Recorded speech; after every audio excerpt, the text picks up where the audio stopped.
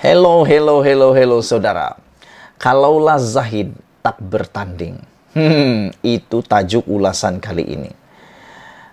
Kemarin isu paling hot di mana-mana ialah apabila Sinar Harian melaporkan kononnya Zahid Hamidi ingin mengundur diri dan tidak bertanding pada PRU kali ini dan tempat beliau itu akan digantikan oleh anaknya sendiri, yaitu Nurul Hidayah ataupun orang kanannya. Walau bagaimanapun, apa yang terjadi selepas itu, Zahid telah pun bersuara menyatakan keputusannya yang mengejutkan semula rakyat Malaysia. Kata Zahid Hamidi, beliau belum berniat untuk tidak bertanding di Bagan Datuk. Maksudnya, Presiden UMNO itu akan mempertahankan kerusi yang beliau menang sejak 1995 dari PRU 9 hingga PRU 14. Satu pencapaian cemerlang. Zahid menafikan laporan bahawa beliau tidak akan mempertahankan Parlimen Bagan Datuk pada PRU 15 ini. Sinar Harian melaporkan 21 Oktober lalu, pemimpin berusia 69 tahun itu membuat keputusan besar tersebut sebagai satu pengorbanan agar nama dan isu yang menyelubungi dirinya tidak dijadikan modal kempen lawan. Menurut Sinar Harian, ia difahamkan tempat Zahid akan diganti oleh sama ada anaknya Nurul Hidayah ataupun orang kanan beliau sendiri. Dengan penafian Zahid, maka Taufik Ismail akan meneruskan hasratnya menentang Zahid di Bagan Datuk atau mana-mana kawasan Zahid bertanding. Apabila laporan spekulasi Zahid tidak bertanding disiarkan, reaksi Taufik ialah beliau juga tidak menyertai PRU 15 kerana misi saya ialah untuk menghalang Zahid menjadi ahli parlimen dan layak jadi Perdana Menteri. Walaupun tahu politikus kerap sembunyi maklumat kerana tidak mahu bocor strategi kepada lawan, saya tidak ada sebab meragui penafian Zahid. Tetapi ingin saya membuat spekulasi. Jika Zahid benar-benar tidak bertanding PRU 15, apa yang untung dan merugikan beliau? Sekadar untuk street the imagination. Pertamanya, Parlimen Bagan Datuk kemungkinan besar bakal di tangan UMNO BN, kekal di tangan UMNO BN. Oleh itu, UMNO tidak rugi. Kata seorang bekas aktivis UMNO di Perak, kawasan itu majoritinya Melayu kampung yang kenal rapat dengan Zahid dan keluarganya. Juga kebanyakannya penduduk keturunan Jawa yang ada hubungan kekeluargaan. Calon yang direstui Zahid akan mudah diterima pengundi di kawasan itu, sama ada anaknya atau orang kanannya. Namun, anak beliau pernah membuat komen dan kenyataan masa lalu yang tidak disenangi ramai, termasuk orang UMNO sendiri. Kedua, Zahid tidak bertanding sebagai satu strategi yang bijak. Bagan Datuk masih dalam genggaman menerusi proksi.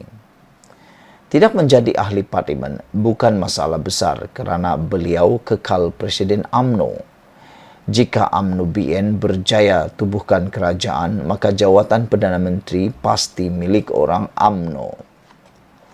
Dalam parti, semua akur kepada Presiden, termasuk orang yang jadi Perdana Menteri.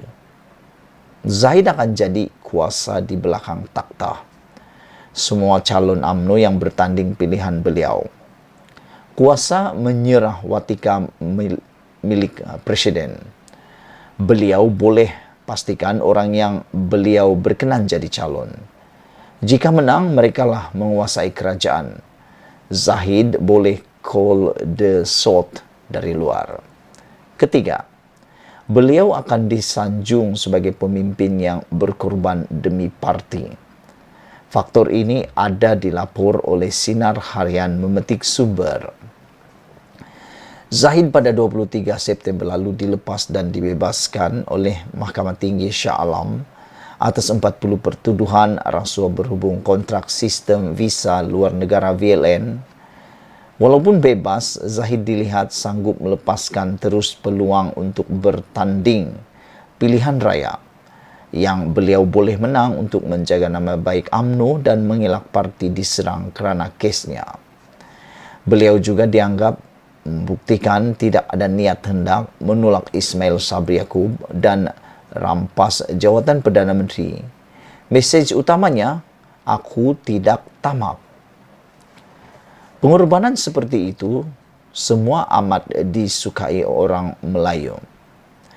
Sebagai politikus berpengalaman, Zahid tahu apa yang Melayu suka, apa yang Melayu benci dan apa yang Melayu takuti.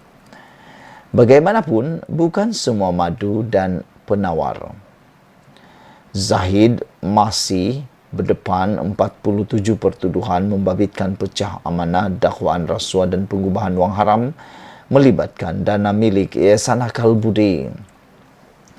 Selain itu, satu masalah yang boleh timbul akibat beliau berada di luar kerajaan andai UMNO BN memerintah ialah Perdana Menteri orang bawahannya dalam parti boleh mencabar beliau untuk merebut jawatan presiden apabila pemilihan parti diadakan kelak.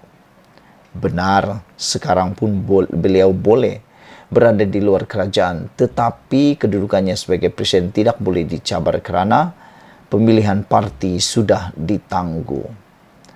Pindah perlembagaan parti memperuntukkan pemilihan UMNO akan diadakan sekurang-kurangnya 6 bulan selepas PRU. Oleh itu, 6 bulan PRU 15 selepas PRU 15, Zahid boleh dicabar. Walaupun selaku penyandang, beliau punya kuasa dan kelebihan. Pun begitu, dua unsur penting itu juga dimiliki sesiapa yang memegang jawatan Perdana Menteri yang mencuba duduk kerusi presiden. Satu lagi faktor, dengan tiadanya Zahid di pentas PRU 15, kemenangan moral diperoleh anak timbalan Perdana Menteri kedua, Taufik, yang mencorak dirinya sebagai pembawa aspirasi rakyat menentang rasuah. Namun, semua yang ditulis ini tidak akan berlaku. Spekulasi sekadar spekulasi kerana Zahid sudah menafikan laporan beliau tidak akan bertanding di Bagan Datuk. Zahid telah menafikan laporan beliau tidak bertanding di Bagan Datuk.